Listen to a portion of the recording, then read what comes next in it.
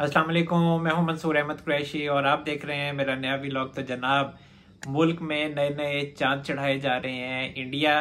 चांद पर पहुंच चुका है और पाकिस्तान में सुप्रीम कोर्ट में चांद चढ़ाए जा रहे हैं। और जो सहूलतकारी कर रहे हैं वो एक जगह पे सदर आरिफ अलवी साहब कर रहे हैं, और दूसरी तरफ ऐसा महसूस होता है कि जुडिशरी में से भी कुछ जजेस जो हैं वो इमरान खान साहब को सहूलतकारी करने में मसरूफ़ हैं। और जो अगला कदम दिखाई देता है वो ये दिखाई देता है कि जो कुछ बिल्स हैं, इसके अलावा जो इमरान खान साहब का तोशाखाना केस है उसको भी ख़त्म करने की तैयारी है। और आइंदा आने वाले दिनों में जो सियासत है वो क्या रुख इख्तियार करती है, वो बड़ा हंगामा खेज होगा। अवाम को देखने को बहुत कुछ मिलेगा जो सियासत में दिलचस्पी रखते हैं। और इसके अलावा जो सदर आरिफ अलवी साहब को ग्रीन सिग्नल मिला है कि आप जो इलेक्शन कमीशन है उसको बुलाएं और उन्हें कहें कि वो 90 दिनों में हमने इलेक्शन करवाने हैं, तो इस वजह से आपसे मुशावरत करनी है, इसलिए बुलाया जाए। वरना 10 दिन पहले तक सदर आरिफ अलवी साहब सोए हुए थे। 10 दिन के बाद इनको ख्याल आया कि पाकिस्तान में इलेक्शन बहुत ज़रूरी है और मेरी ये जिम्मेदारी बनती है, आईनी जिम्मेदारी बनती है कि मैं ये इलेक्शन करवाऊँ, क्योंकि मैंने कौमी असम्बली डिज़ोल्व की है और वज़ीर आज़म साहब ने मुझे समरी भेजी थी। आइन के आर्टिकल 58(1) के तहत मैंने असम्बली डिज़ोल्व की, कौमी असम्बली डिज़ोल्व की। तो फिर उसके बाद अब इलेक्शन का मामला है और नज़र ये आता है कि जो इलेक्शन का मामला है वो सुप्रीम कोर्ट में जाएगा और चीफ जस्टिस उमरता बंदयाल साहब दोबारा इस केस को टेकअप करेंगे। अब पहले पंजाब में इलेक्शन के मामले को टेकअप किया गया था, वहाँ जैसा इलेक्शन हुआ, अब नज़र आता है कि वफाक में भी वैसा ही इलेक्शन होगा, मतलब नहीं होगा। और यही कहा जाएगा कि 90 दिनों में इलेक्शन करवाएं। और इलेक्शन कमीशन जो पहले ही ये ऐलान कर चुका है, जो मरदमशुमारी का नोटिफिकेशन हुआ था कि जो मुश्तरका मफादात कौंसिल का इजलास हुआ था उसमें ये कहा गया था कि नई मरदमशुमारी के तहत इलेक्शन होंगे, क्योंकि जो बलोच सरदार थे, बलोच सियासी रहनुमा थे, इसके अलावा जो MQM के रहनुमा थे, उनको इस हवाले से जो खदशात थे वो उन्होंने उनका वज़ीर आज़म साहब से इजहार किया था। तो इसी वजह से फिर वज़ीर आज़म साहब ने उनको यकीन दहानी करवा दी थी। और सबसे बड़ी अहम बात जो है, पाकिस्तान में इलेक्शन तब होते हैं जब रियासत चाहती है और जो रियासत के बड़े सतून हैं वो चाहते हैं। और इस टाइम भी जो रियासत के बड़े सतून हैं, जो थिंक टैंक है पाकिस्तान का, वो इस टाइम इलेक्शन नहीं चाहता। तो जब इलेक्शन वो नहीं चाहता तो फिर इलेक्शन नहीं होंगे। और फिर जो इलेक्शन कमीशन है उसने फिर जो मरदमशुमारी का नोटिफिकेशन हुआ जो साबिक फेडरल गवर्नमेंट थी उसकी तरफ से, तो फिर उन्होंने फौरी तौर पर ऐलान कर दिया था कि 120 दिनों में हल्का बंदियाँ होंगी। अब 120 दिन में उन्होंने इलेक्शन का इशारा नहीं दिया, हल्का बंदियों का इशारा दिया। और ये जानते हुए भी कि इलेक्शन कमीशन का जो ये फैसला है, ये जो ऐलान है, इसको सुप्रीम कोर्ट में चैलेंज किया जाएगा। और अब ये जो मामला है ये इलेक्शन कमीशन का, ये सुप्रीम कोर्ट में जाएगा और फिर वहाँ पर फिर दोबारा से समातें होंगी। ये जितने दिन हैं ये फेडरल गवर्नमेंट ने जैसे तैसे करके निकालने हैं जब तक बंदयाल साहब रिटायर नहीं होते 16 सितंबर तक। तो दूसरा जो मामला है वो इलेक्शन एक्ट का है, जो साबका गवर्नमेंट कर गई थी कि जो इलेक्शन एक्ट 232 है, 5 साल की नाअहली है, वो भी लगता है कि चैलेंज होगा सुप्रीम कोर्ट में। और उसका फ़ायदा मियां नवाज शरीफ साहब को हो सकता है, क्योंकि वहाँ पर जो नाअहली है वो 5 साल की मुद्दत कर दी गई है। तो लेकिन मामला जो मैंने पहले ही बार बार बताया है कि अगर आइन में तरमीम होती तो फिर मामला कुछ और होता। वरना फिर जो सुप्रीम कोर्ट का फैसला है ताहयात नाअहली का 62(1)(f) के तहत, और साकिब निसार साहब ने ये फैसला किया था, तो फिर उसी फैसले को फौकियत होगी, इस बिल की कोई इतनी हैसियत नहीं होगी। और इसके अलावा जो दूसरा मामला है 57 आर्टिकल इलेक्शन एक्ट का, और उसमें यह कहा गया है कि जो इलेक्शन कमीशन है वो फैसला कर सकता है, वो इलेक्शन की तारीख दे सकता है, तो उसको भी इतनी फौकियत हासिल नहीं है। उसमें भी जो आइन में आर्टिकल है 48 सब आर्टिकल 5, उसको हैसियत हासिल है और उसके मुताबिक आरिफ अलवी 90 दिनों में इलेक्शन की तारीख दे सकते हैं। वो एक अलग बात है कि वो बिल्स की आप जो मर्जी बात करें कि जो बिल पास हो गया। तो अब जो दूसरा एक और अहम मामला सामने आ रहा है वो ये है कि जो 2-3 दिन पहले आर्मी एक्ट 2023 और ऑफिशियल सीक्रेट एक्ट 2023 के जो बिल्स थे और जिन पे बड़ा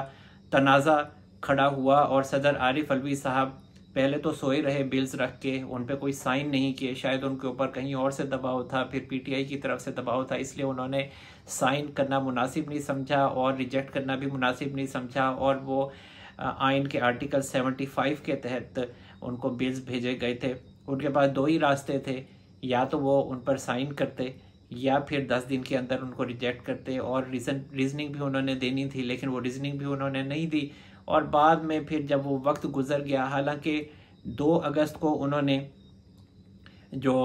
आर्मी एक्ट 2023 है वो प्रेसिडेंट हाउस को रिसीव हो गया था, उनके ऑफिस को रिसीव हो गया था, और इसके अलावा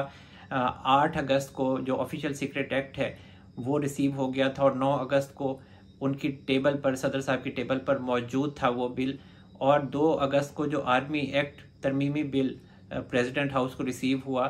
तो वो 11 अगस्त तक मोहलत थी आरिफ अलवी साहब के पास, लेकिन उन्होंने उस पर कोई रिस्पांस नहीं दिया और वो बिल अपने पास रखा। इसी तरह जो 8 अगस्त को ऑफिशियल सीक्रेट एक्ट का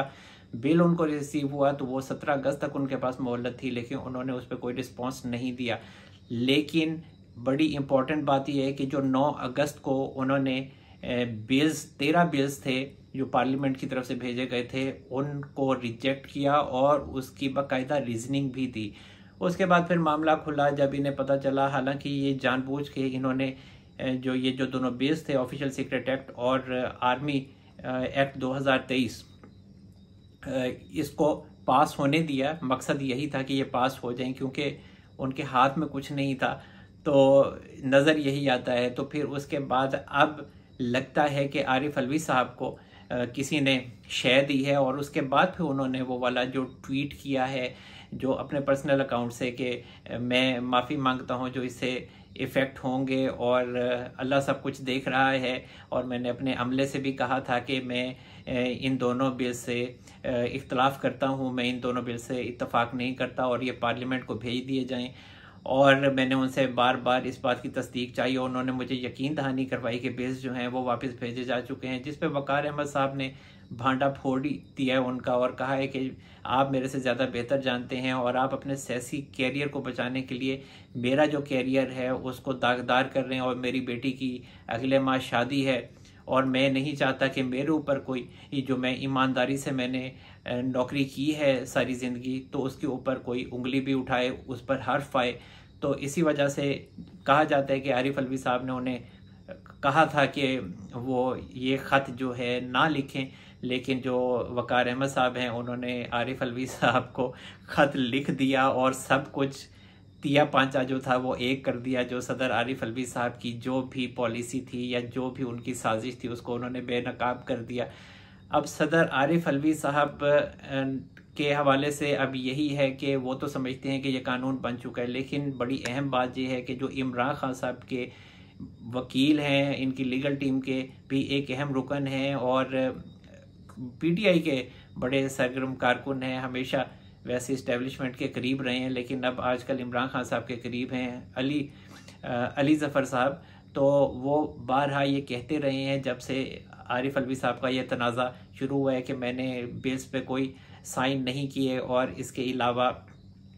ये कि मैंने उन्हें वापस भेज दिया था, वो वापस मेरे अमले ने नहीं भेजा। तो वो बार बार यही कह रहे हैं कि ये बिल्स जो हैं ये वापस पार्लियामेंट को जाएंगे। जब आरिफ अलवी साहब कह चुके हैं कि ये साइन नहीं हुए तो फिर बिल नहीं बनते, ये कानून ही नहीं बना ये। तो फिर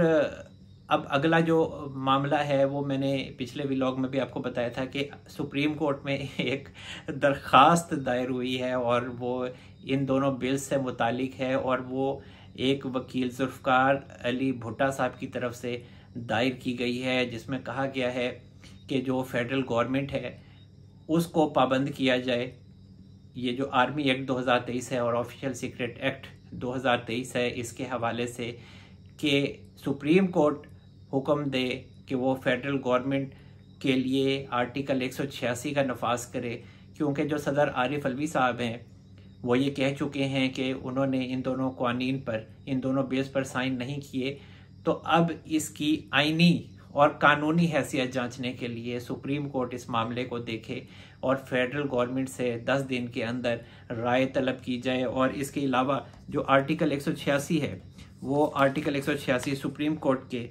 मुशावरती दायरा इख्तियार से मुतालिक है, जिसे हुकूमत बिलों, ख़ासतौर पर आइन के आर्टिकल्स 71 और 75 के पेश नज़र कानूनी हैसियत से मुतालिक सवाल पर उसकी राय जानने के लिए अदालत उज़्मा को रेफरेंस भेज सकती है। अब ये जो दोनों बिल्स हैं, इसके हवाले से जो प्लानिंग नज़र आती है लाहौरी ग्रुप की, वो बड़ी सिंपल सी नज़र आती है,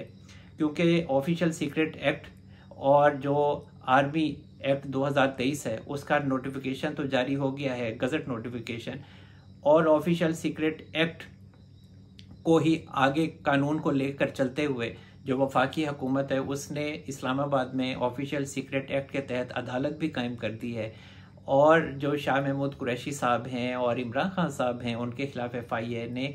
जो FIR काटी है वो भी इसी कानून के तहत काटी है। और शाह महमूद कुरैशी साहब की उस अदालत में एक समाअत भी हो चुकी है, और उनका इसी कानून के तहत 4 रोज़ा जिस्मानी रिमांड भी मंजूर हो चुका है। और इसी कानून के तहत